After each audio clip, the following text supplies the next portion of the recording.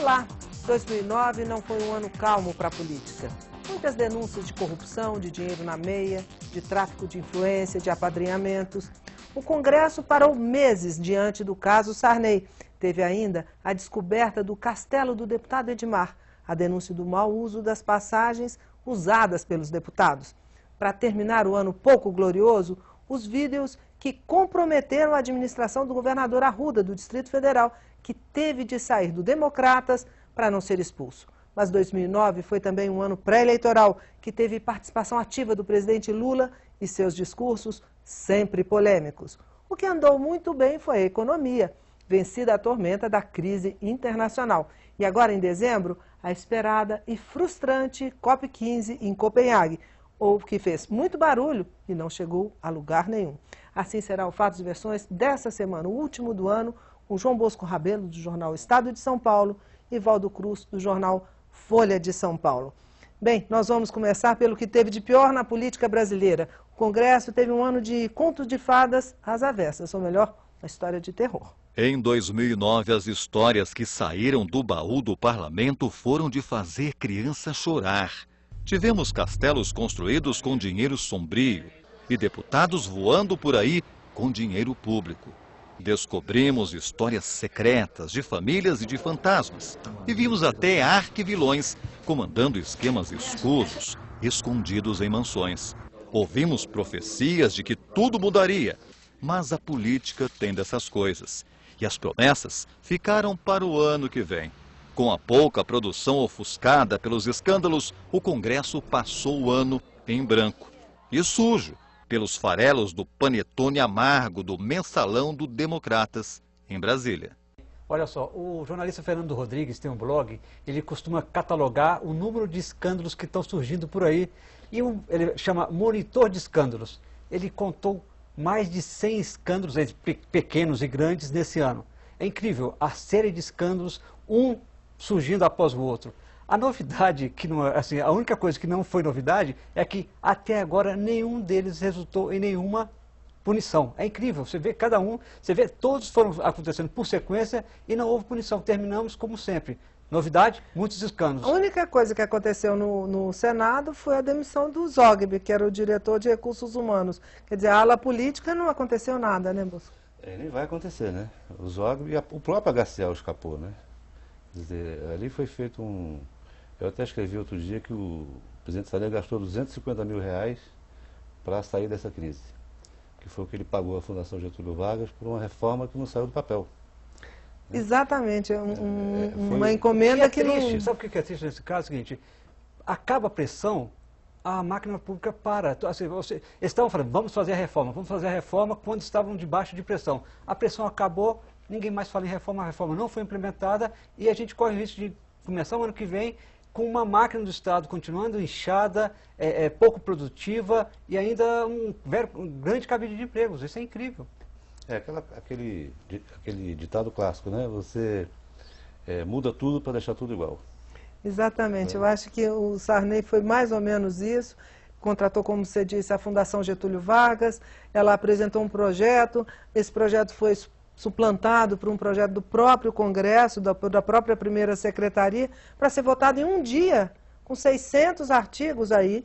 Os senadores não quiseram votar. Mas eu acho que além do Senado, que valeu até, parabéns, né, Bosco, com o Prêmio ESSO para o seu jornal, o Estado de São Paulo, esse escândalo de Brasília, que foi aqui também no nosso nariz, né, que nós vimos essa coisa acontecendo a cada dia. O escândalo foi tão bem documentado, né? Exatamente. Com vídeos e mostrando dinheiro na cueca, na meia, enfiando nos bolsos. Eu acho que a diferença entre mensalão do PT e do Democratas é que do PT ninguém denuncia nada, ali é quase uma seita. E do Democratas foi filmado, como você disse. Eu acho que as investigações que estão em curso, quer dizer, que se transformaram em processos, em inquéritos, elas vão produzir esses efeitos justamente no ano eleitoral. Eu acho que muitas biografias e muitas candidaturas vão ser atingidas por isso.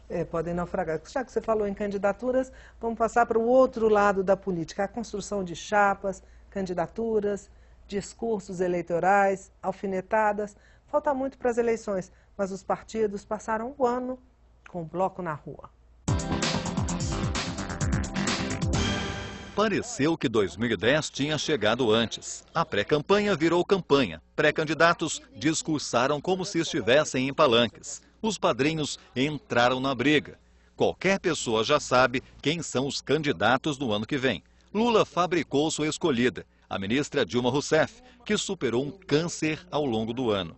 Os tucanos passaram o tempo todo divididos, para no final terem José Serra como única opção. Correndo por fora, Ciro Gomes e Marina Silva colocaram os nomes na cédula. E ainda faltam quase 10 meses para a votação.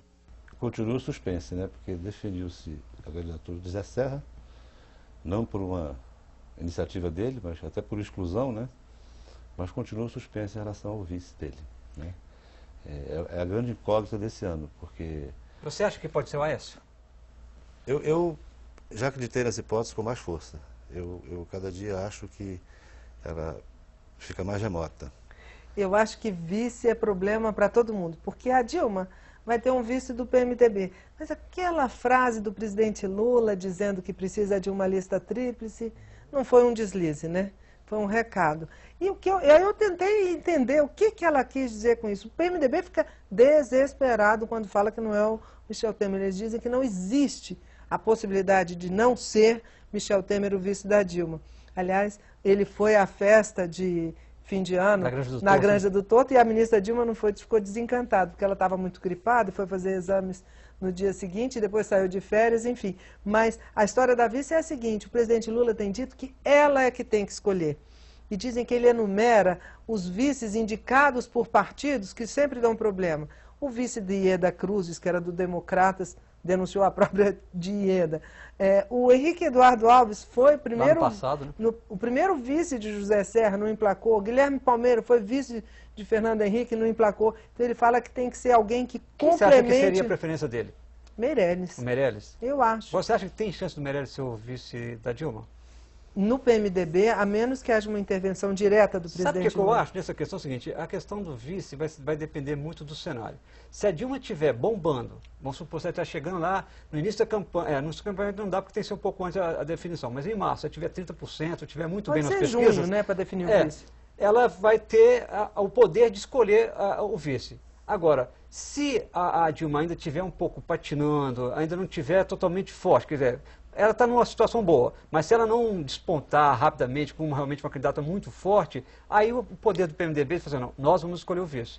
Aí é o próprio PMDB que vai querer... Ou talvez ele querer pular fora. Ou pular fora, né?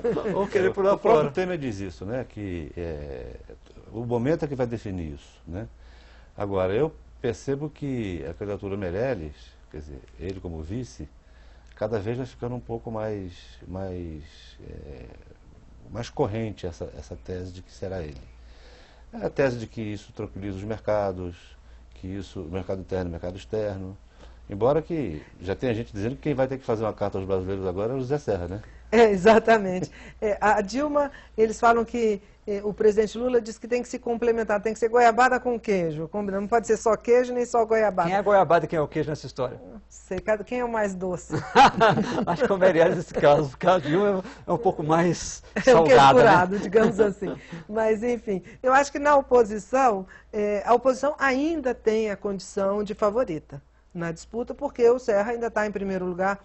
A Dilma já atingiu um índice de conhecimento bastante razoável, 80% dos brasileiros no Datafolha tem, né, que já conhece a Dilma, ela está bastante colada no presidente Lula, ou seja, como o presidente disse, ele já fez bastante da parte dele, ela tem que fazer a dela. E o Serra tem esse problema que você falou, do vice para resolver, que não tem um cardápio tão na leitura das assim. Pesquisas, Cristiano, é engraçado o seguinte, notar o seguinte, a Dilma está bem no eleitorado, muito bem no eleitorado acima de 10 salários mínimos.